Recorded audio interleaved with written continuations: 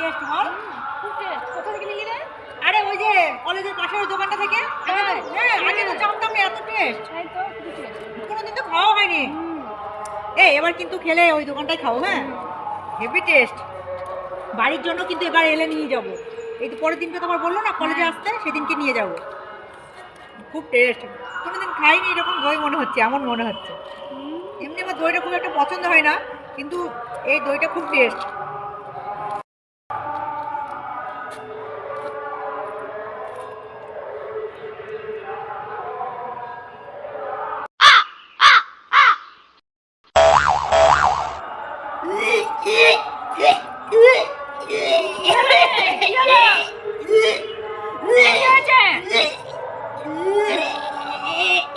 কি হয়েছে?